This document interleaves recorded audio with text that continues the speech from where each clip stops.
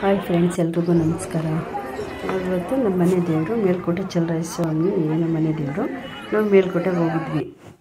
ಮೇಲ್ಕೋಟೆಗೆ ಹೋಗ್ಬಿಟ್ಟು ದೇವ್ರ ದರ್ಶನ ಮಾಡ್ಕೊಂಡು ಕಲ್ಯಾಣಿಲಿ ಕೈಕಾಲು ಮುಖ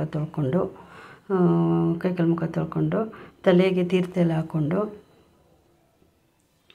ನಾಮ ಹಾಕಿಸ್ಕೊಂಡಲ್ಲಿ ದಾಸಪ್ಪ ಇರ್ತಾರೆ, ಅವ್ರ ಹತ್ರ ಹಣೆಗೆ ನಾಮ ಎಲ್ಲ ಹಾಕಿಸ್ಕೊಂಡು ಅಲ್ಲಿ ನಿಂತ್ಕೊಂಡು ಸ್ವಲ್ಪ ಫೋಟೋ ಎಲ್ಲ ತೊಗೊಂಡ್ವಿ. ನಾವು ನಮ್ಮ ಅಕ್ಕ, ನಮ್ಮ ತಂಗಿ ಮಗಳು ಎಲ್ಲ ಊರಿಂದ ನೆಂಟರು ರಜಕ್ಕೆ ಅಂತ ಬಂದಿದ್ದರು. ಅವ್ರದ್ದು ಮನೆ ದೇವರು ಅದೇ. ಅಲ್ಲಿ ಹೋಗಿ ಫೋಟೋ ಎಲ್ಲ ತೊಗೊಂಡು ನಂತರ ಚಲರಾಯ ಸ್ವಾಮಿ ದರ್ಶನ ಮಾಡ್ಕೊಂಡು ಬಂದು ಬೆಟ್ಟಕ್ಕೆ ನರಸಿಂಹಸ್ವಾಮಿ ಬೆಟ್ಟಕ್ಕೆ ಹತ್ತೋದು.